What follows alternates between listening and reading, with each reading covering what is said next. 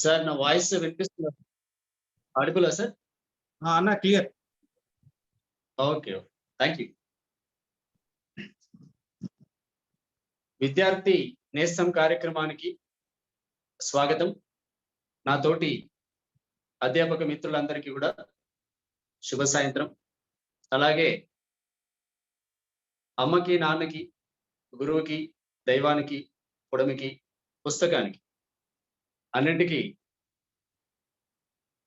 నమస్కారాలు తెలియజేస్తూ ముందుగా ఈ విద్యార్థి నేస్తం అనేటువంటి ప్రోగ్రామ్ని ఎంచుకున్నటువంటి విద్యార్థులందరినీ నేను అభినందిస్తున్నాను.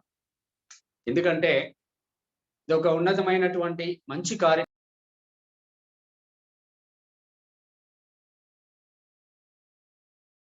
అన్న మ్యూట్ అయింది. రాజరాజ్ సార్ మ్యూట్ లో పడు.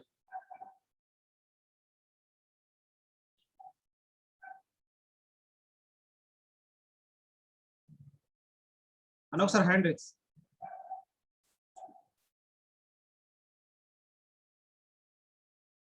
ఓకే అన్న. Okay right sir. మ్యూట్లోకి వెళ్ళిపోతున్నట్టు అంతలో.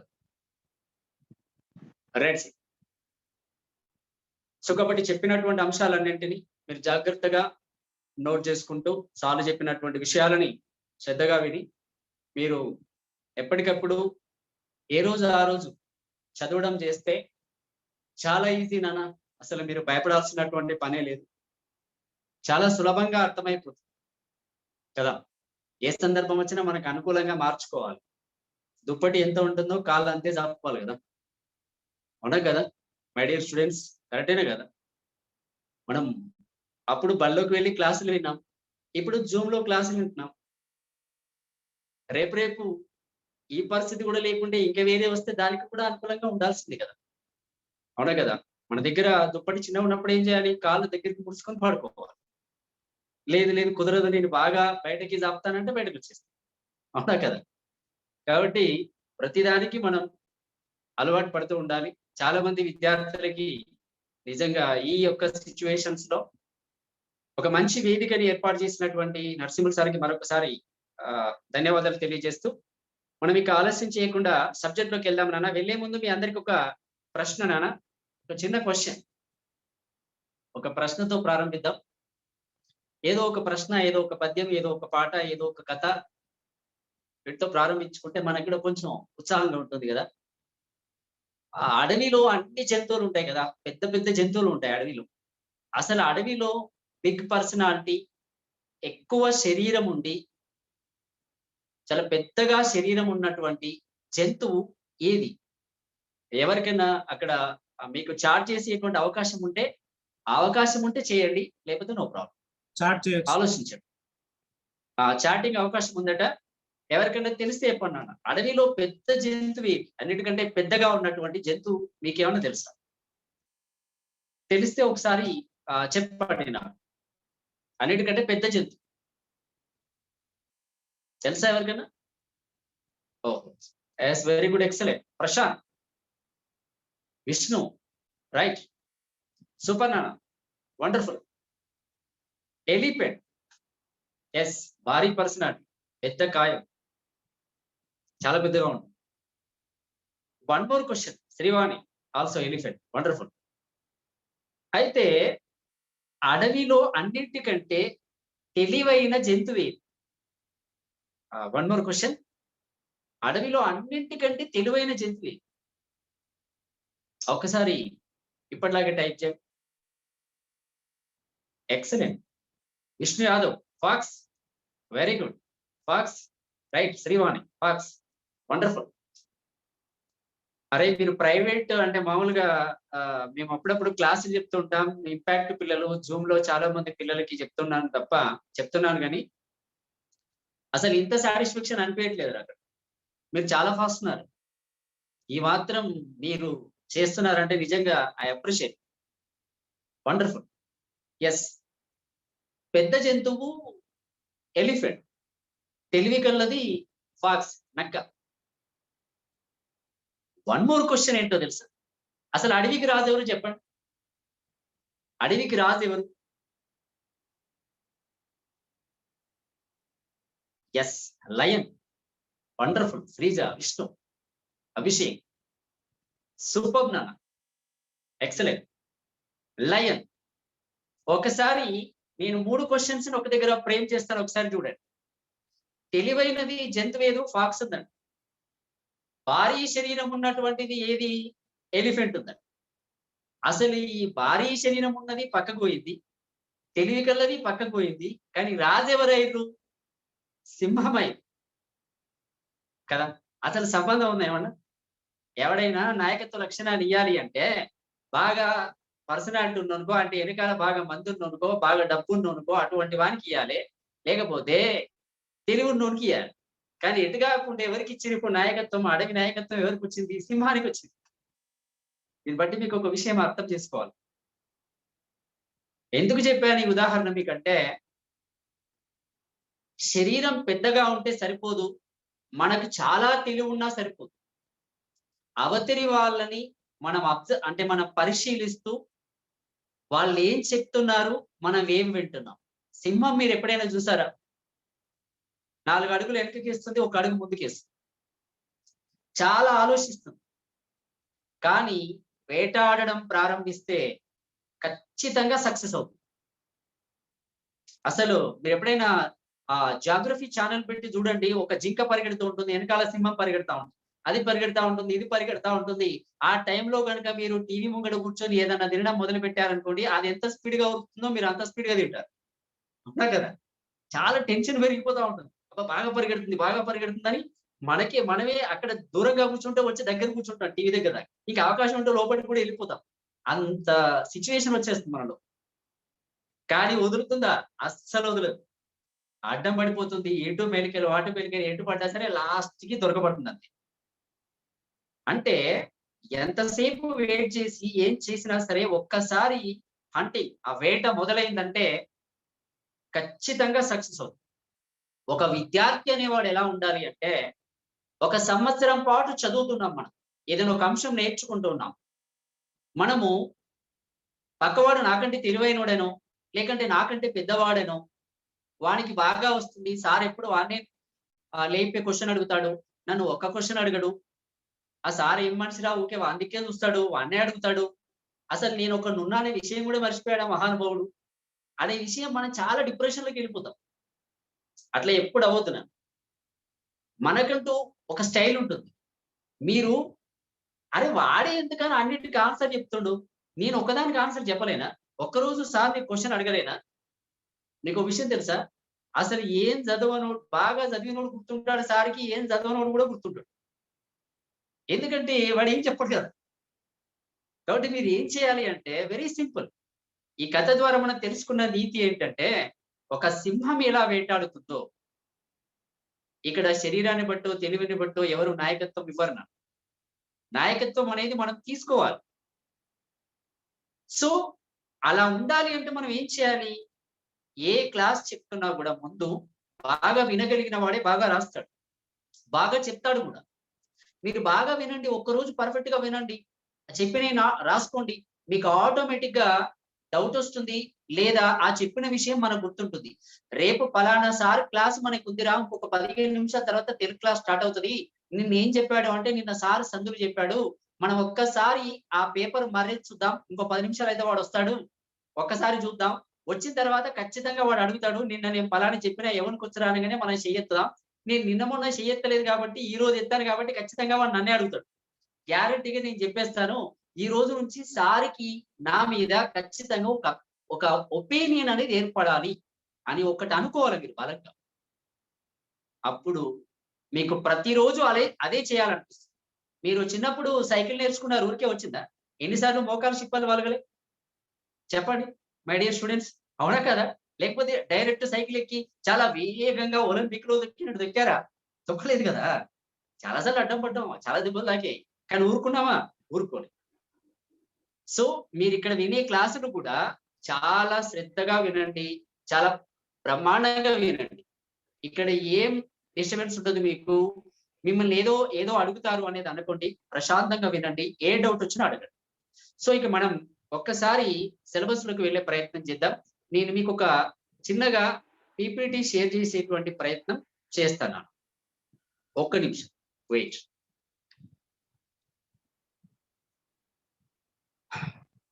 రైట్, కనిపిస్తుందా నరసింహులు సార్? పీపీటీ కనిపిస్తుందా? కనిపిస్తుంది అన్న, కనిపిస్తుంది.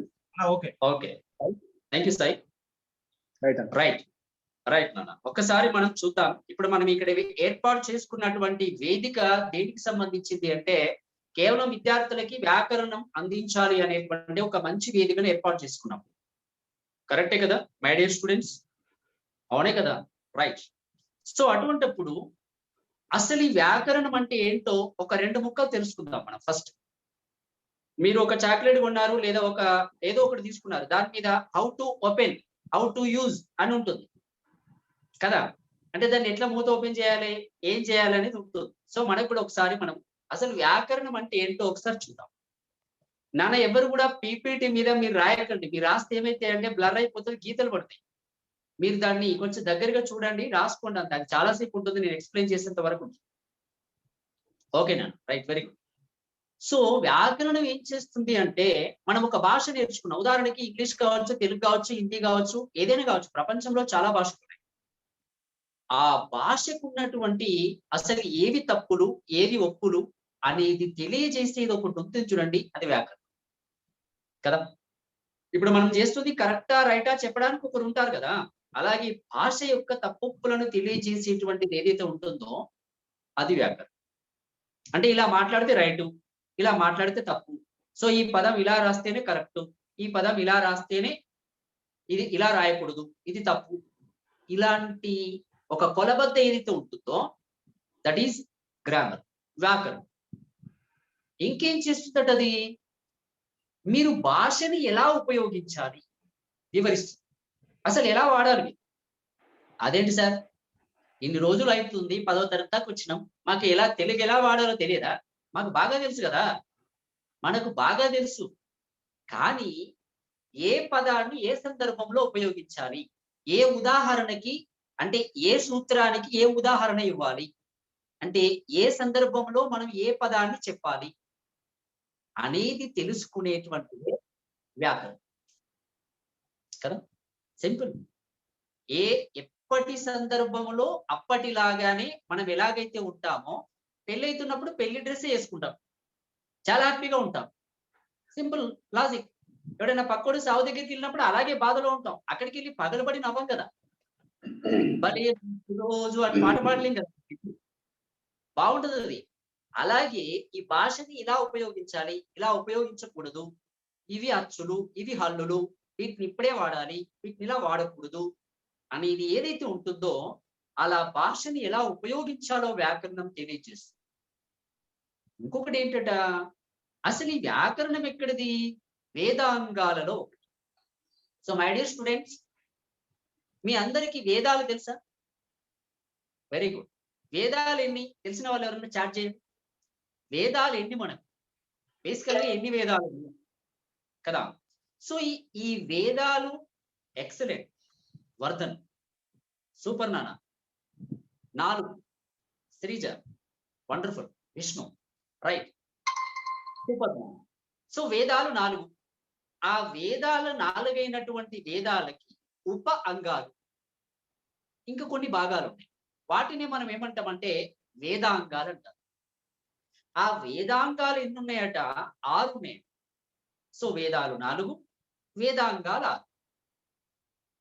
ఆ వేదాంగాలు చాలా మంది పిల్లలు అడుగుతూ ఉంటారు, సార్ వ్యాకరణం చాలా బోర్ వస్తుంది సార్, అసలు చాలా కష్టంగా ఉంది సార్. వాడు సవర్ణం అంటాడు, అకారం అంటాడు, హల్ అంటాడు, ఒత్తు అంటాడు, ఏకాదేశం అంటాడు, ఆదేశం అంటాడు, అసలు నాకు ఏం అర్థమైతే లేదు సార్ అంట. ఎందుకు అర్థం కాదు అంటే మీరు ఒకటి చెప్పుకోవాలి మీ మనసుకి. ఏం చెప్పుకోవాలి? ఓహో, నేను వేదాంగాలలో ఒకటైన వ్యాకరణాన్ని చదువుతున్నాను అంటే నేను చాలా గ్రేట్, శభాష్ అన్నమాట. ఎందుకంటే అంత ఈజీగా అర్థమవుతుందా? అది వేదాంగాలలో ఒకటి కదా, మరి కొంచెం కష్టంగానే ఉంటుంది. మనం పర్ఫెక్ట్ గా నేర్చుకుంటేనే వస్తుంది. అందుకే వేదాలు అనుకునేటువంటి వ్యక్తిని ఒక పురుషుడు, వేద పురుషుడు అనుకుంటే ఆ వేద పురుషుని యొక్క ముఖమట వ్యాకరణం. కాబట్టి వ్యాకరణానికి అంత విలువ ఉంది. చాలా గొప్పనైనటువంటి విషయం అన్నమాట. కాబట్టి వేదాలు 4, వేదాంగాలు 6. ఏమున్నాయట వేదాంగాలు 6? కింద ఉన్నాయి చూడండి. ఒకటి శిక్ష, రెండవది వ్యాకరణం, మూడవది జ్యోతిష్యం, నాలుగవది కల్పం, నిరుక్తం, ఛందస్సు. మై డియర్ చిల్డ్రన్, ఇక్కడ మనం నేర్చుకునేటువంటి 2 ఉన్నాయి చూడండి. ఒకటి వ్యాకరణం ఉంది, రెండోది ఛందస్సు ఉంది. ఇవి 2 మనము పాఠశాలలో నేర్చుకుంటాం. అంటే మనకు కూడా వేదాంగాల మీద ఎంతో కొంత నాలెడ్జ్ వచ్చినట్టే కదా. మరి మీరు ఎందుకని గ్రేట్ గా ఫీల్ అవ్వకుండా, అబ్బా నాకు వ్యాకరణం అస్సలు వస్తలేదు సార్, ఆ చెంబుతోనో తపాలతోనో తలకాయ వలగొట్టుకోవాలనిపిస్తుంది అది విన్నప్పుడల్లా అని ఎందుకు అనుకుంటున్నారు? మీరు నేర్చుకునేది ఏది? వేదాంగాలలో ఉన్న అంశాన్ని కదా నేర్చుకుంటుంది. అప్పుడు అంత సులువుగా ఎలా వస్తుంది అది? మీరు వాళ్ళు చెప్పినవి శ్రద్ధగా వింటేనే కదా వచ్చేది. కాబట్టి వేదాంగాలు ఎన్ని అనుకున్నాం? 6. శిక్ష, వ్యాకరణము, జ్యోతిష్యము, కల్పము, నిరుక్తము, ఛందస్సు. అందులో వ్యాకరణం కూడా ఒకటి కదా. ఎస్, ఇంకొక అంశం.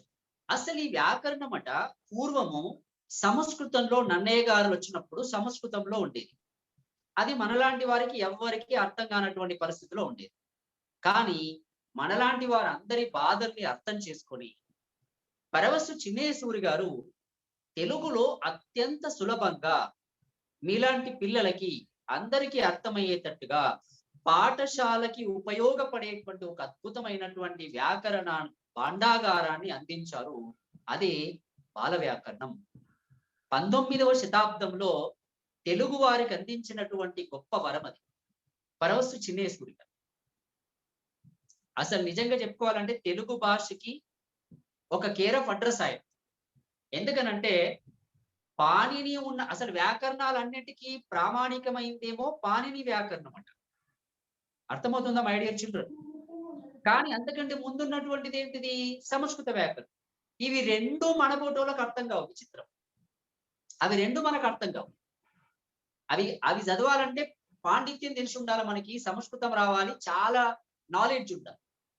మరి మన ఫోటోలో పరిస్థితి ఏంది అని తెలుసుకొని 19వ శతాబ్దంలో పరవస్తు చిన్నేసూరి గారు మనలాంటి వాళ్ళ కోసం బాల వ్యాకరణం, పేరు చూడండి ఎంత అందంగా పెట్టాడు. ముసలి వ్యాకరణం, వయస్సు వ్యాకరణం, వృద్ధ వ్యాకరణం అని పెట్టలేదు కదా. పేరెంత అందంగా పెట్టారండి, బాల వ్యాకరణం. ఎస్, ఇది కేవలం బాలుల కోసం ఉపయోగించబడినటువంటిది. చిన్న పిల్లల కోసమే ఉపయోగించబడినంత తేలికగా నేను ఒక వ్యాకరణాన్ని రాసి తెలుగు భాష మీద ఏ భయం అయితే ఉందో అది పోగొట్టే ప్రయత్నం చేస్తానని ఆ వ్యాకరణాన్ని ఎంచుకున్నారు పరవస్తు చిన్నేసూరి గారు. నిజంగా ఆయన మనకి ఈ రోజు మనం ఈ విధంగా తెలుగు నేర్చుకుంటున్నామంటే ఆ మహానుభావుడి యొక్క చదువే. సో కాబట్టి అలాంటి సులభమైన వ్యాకరణం ఒకటి దొరుకుతుంది. ఇకపోతే మరి భాషని ఒక క్రమబద్ధంగా మనం అధ్యయనం చేసుకోవాలి అంటే వ్యాకరణం కావాలి. అంటే క్రమబద్ధంగా అంటే ఎట్లా సార్? సింపుల్. మీకు నిన్న నరసింహులు సార్ ఒక మాట చెప్పారు, గుర్తుందా చిల్డ్రన్? అరే మీకు సమాసాలు ఉంటాయిరా, సందులు ఉంటాయి, అలంకారాలు ఉంటాయి, ఛందస్సు ఉంటాయి, ఇలా వాక్యాలు ఉంటాయి, అలాగే ఇంకా కొన్ని పదాలు ఎట్లా వాడాలో తెలుస్తుంది. ఇది ఒక క్రమ పద్ధతి కదా. అంటే భాషను నేర్చుకోవాలంటే ముందు ఆ భాష యొక్క క్రమ పద్ధతి ప్రకారం మనకు అచ్చులంటే ఏంటి, హల్లులంటే ఏంటి, అసలు భాషా భాగాలంటే ఏంటి, వాక్యాలంటే ఏంటి, క్రియ అంటే ఏంటిది, ఇవన్నీ ఒక క్రమ పద్ధతి ప్రకారం మనకు అందించేది ఏదైనా ఉంది అంటే అది వ్యాకరణం. సో విద్యార్థులారా, మీ అందరికి ఇప్పుడు ఒక క్లారిటీ వచ్చింది వ్యాకరణం అంటే ఏంటి. ఏం లేదు, సింపుల్. ఇప్పుడు ఈ స్లైడ్ తీసేసిన మీకు ఒక క్లారిటీ రావాలి. ఏమని అంటే ఏమున్నా సరే వ్యాకరణం అంటే భాష యొక్క తప్పప్పులను తెలియజేస్తుంది, ఎలా వాడాలో తెలియజేస్తుంది, వేదాలు 4 ఉంటే ఆ వేదాంగాల్లో అదొకటి ఉంది కదా. మీరు చెప్పిందంతా మాకు అర్థమైపోయింది. మీరు అడిగితే కూడా ఆన్సర్ మా దగ్గర వచ్చు. మేము ఆ సులభమైనటువంటి భాషను నేర్చుకోవడానికి ఉపయోగపడేది ఏ రకంగా చదువుకుంటే బాగా అర్థం అవుతుందో అని చెప్పుకోవడానికి వ్యాకరణం బాగా ఉపయోగపడుతుంది అనేది వ్యాకరణం యొక్క ఉద్దేశం కదా. రైట్. సో ఇప్పుడు మనం ఏం చేద్దామంటే ఇంకొక అడుగు ముందుకేద్దాం. ఇదే దాంట్లో మనము ఇంకొకటి మీకు షేర్ చేసే ప్రయత్నం చేస్తాను. 1 minute.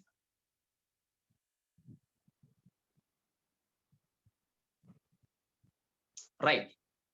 సో మనం ఈ రోజు టాపిక్ లోకి వచ్చేద్దాం. టుడే టాపిక్ ఏంటి? సందులు కదా. సందులు అంటే అందరికీ తెలుసా? అంటే బుక్ లో ఉన్న సందులు కాదు నేను అడిగే. ఇంకా వేరే సందులు ఉంటాయి కదా, అవి ఏమైనా ఐడియా ఉంటే నాకు ఒకసారి మెసేజ్ చేయండి. ఊర్లలో మస్తు సందులు ఉంటాయి కదా, మీ అందరికీ తెలుసు కదా. అదేంటి సార్ ఆ సందులకి ఈ సందులకి సంబంధం ఏంటి అంటే 4వ పాయింట్కి వచ్చే వరకు నేను మీకు చెప్తాను ఆ సందులకి ఈ సందులకి సంబంధం ఏంటో. ముందు ఒకసారి చూద్దాం మనం. సంధి విజ్ఞానం అంటే ఏంటట అంటే, సంధి అంటే ఏం లేదు నాన్న, ఏమంటున్నాడు, సంధి అనగా కలయిక, కాంబినేషన్, కలపడం. సింపుల్. మీకు ఒక ఉదాహరణ చెప్తాను. కందుకూరి వీరేశలింగం తెలుసా నాన్న మీ అందరికీ? తెలుసు కదా.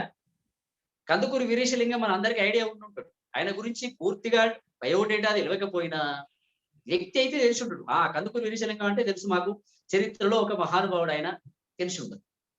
ఆయన ఒక అందమైనటువంటి భాషకు నిర్వచనం ఇస్తూ ఏమంటే తెలుసా అంటే, సందులకు సంబంధించి ఏముందట అంటే సింపుల్ గా, ఇప్పుడు ఉదాహరణకి మీకు ఒక పైప్ ఇచ్చారు, మీకు ఒక నట్ ఇచ్చారు. సింపుల్. 4-5 నట్లు ఇచ్చారు, బోలోట్లు తెలుసు కదా. ఒక పైప్ ఇచ్చారు, మీరు ఆ పైపుకి ఆ నట్టు ఫిట్ చేస్తుంటారు. కొన్ని లూజ్ అయిందనుకో పక్కకు వారేస్తారు, కొన్ని చిన్నగా అయితే పక్కకు వారేస్తారు. దానికి ఏదైతే కరెక్ట్ సూట్ అవుతుందో దాన్ని మీరు ఫిట్ చేస్తారు. అవునా కదా, కరెక్టే కదా. సింపుల్. నాకు 42వ నంబర్ షర్ట్ వస్తుంది, నేను అదే వేసుకోవాలి. బట్టల షాప్లోకి వెళ్ళి 82 అంటే నేను అన్ననే పోతా. అప్పుడు ఇక నాకు వేరే ప్యాంట్ కూడా అక్కర్లేదు, ఆ షర్ట్ ఒక్కటి చాలు కదా. పోనీ 82 కంటే పోనీ 42 కంటే 22 తీసుకుందామా, అప్పుడు నేను వేసుకోవడానికి యుద్ధం చేయాలి. ఆ సొక్కా నేను వేసుకోవాలంటే చాలా కష్టపడాలి కదా. కాబట్టి ఏది కరెక్ట్ గా సూట్ అవుతుందో మనం ఏ విధంగానైతే తీసుకుంటామో, 2 పదాలని కలపడం ఏదైతే ఉందో దాన్ని సంధి అంటారు. ఎలాంటి పదాలని? 2 అర్థవంతమైనటువంటి పదాలని ఒకటిగా కలిపేటువంటిది ఏదైతే ఉంటుందో అది సంధి. అంతే. ఇంకేమన్నాడు? 2 పదాలు కలిసినప్పుడు మార్పు జరుగుతుంది. జరుగుతుందా జరగదా? డెఫినెట్ గా జరుగుతుంది. ఎందుకు జరగదు? ఇప్పుడు మీరు నీళ్లు పోయండి, ఆ నీళ్ళల్లో ఇంకొకటి అదే వేయండి, ఆ తర్వాత ఇంకొకటి ఇదే వేయండి అని సైన్స్ సార్ చెప్తూ ఉంటారు. మీకు ప్రయోగం చేసేటప్పుడు ఒకటి ఇంకొక దానిలో వేసినప్పుడు మనం ఏమనుకుంటాం, అందులో ఇంకొకటి ఏదైనా వేస్తే బుస్సుమని పొగొస్తుంది. ఓ వాట్ ఏ వండర్ఫుల్, అంటే ఇది ఇందులో వేయొద్దు అనమాట, ఇందులో వేయడం వల్లనే ఇది వచ్చింది అని తెలుస్తుంది మనకి కదా. సో అలాగే 2 పదాలను కలిపినప్పుడు మార్పు జరుగుతుంది. ఆ మార్పు ఏదైతే ఉందో దాన్ని మనం గుర్తిస్తే అప్పుడు మనకు ఆ సంధి పేరు వస్తుంది ఈజీగా. మై డియర్ చిల్డ్రన్, ఒక సంధి పదాన్ని మీరు విడదీశారు లేదా కలిపారు. కలుపుతున్నప్పుడు మీరు ఆ పదం విడదీసినప్పుడు ఎక్కడి వరకు ఉంది, కలిపినప్పుడు ఎక్కడి వరకు ఉంది అనేది మీరు సింపుల్ గా గుర్తించగలిగితే మీకు సంధి అర్థమైపోతుంది. అంతే. కాకపోతే దాని సూత్రాన్ని మీరు ఎప్పటికప్పుడు గుర్తుపెట్టుకోవాలి. నెక్స్ట్ పాయింట్ ఒకసారి చూడండి ఏమంటున్నాడో. సంహిత ఉన్నప్పుడు సంధి కార్యము జరుగుతుందట.